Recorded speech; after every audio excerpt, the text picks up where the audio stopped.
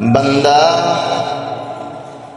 তুমি আল্লাহর দেওয়া হায়াত পাইয়া, তুমি আল্লাহর দেওয়া সম্পদ পাইয়া,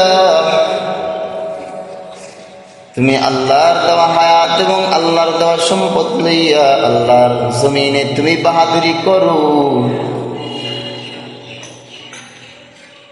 আল্লাহর পথে আল্লাহর দেওয়া অর্থগুলো খরচ করার থেকে তোমাকে কোন জিনিস বাধা দেয়? তুমি কখনো চিন্তাই করে দেখো নাই যে তোমার সৃষ্টি আল্লাহ পাক কে থেকে করেছেন? আল্লাহ বলেন, আল্লাযী খালাকাকা ফাসাওয়াকা ফাআদালাক ফি আইয়ি সূরাতিন মা শাআ রাক্কাবাক। বান্দা, তুমি যদি চিন্তা করতা টাকার পরিচয় পাওয়ার পর টাকা কিভাবে কামানো যায়, সেই টাকার পিছনে তুমি দৌড়াইলা। স্ত্রীর দ্বারা কি লাভ হয়, স্ত্রীর কাছ থেকে সেই লাভ পাওয়ার পর তুমি স্ত্রীর জন্য নিজের জন্মদাত্রী মাকেও পর্যন্ত ভুলে যেতে পারো, জন্মদাতা পিতাকেও তুমি ভুলে যেতে পারো, তোমার ভাইকেও তুমি ভুলে যেতে পারো। কিন্তু বান্দা, জানিয়া রাখিস রে, তুই যেথা দিয়ে ঘুরিস আল্লাহর কাছে তোকে ফিরে আসতে হবে। সেজন্য আল্লাহ বলেন, ওয়াত্তাকু ইয়াওমান লা তুজজাউনা ওয়াত্তাকু ইয়াওমান তুরজাউনা ফীহি ইলাল্লাহ।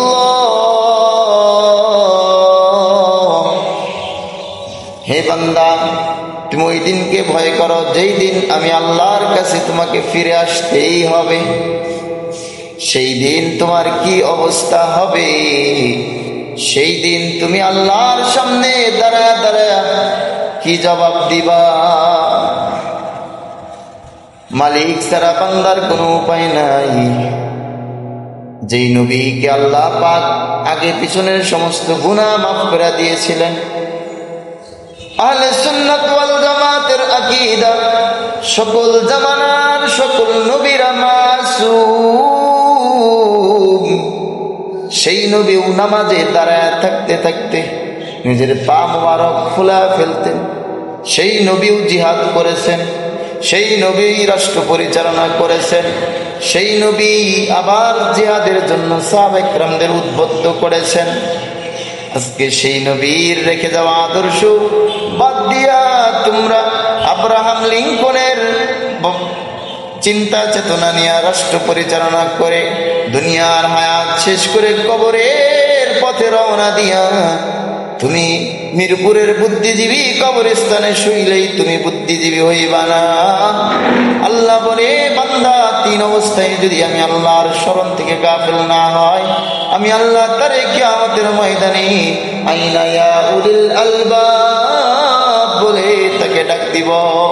আর আমার বুদ্ধিমানের ঘোষণার মধ্যে যারা থাকবে, আল্লাহ পাক তাদের জন্য জান্নাতুল ফেরদাউস মেহমান হিসেবে রেডি করে রাখছে। সুবহানাল্লাহ।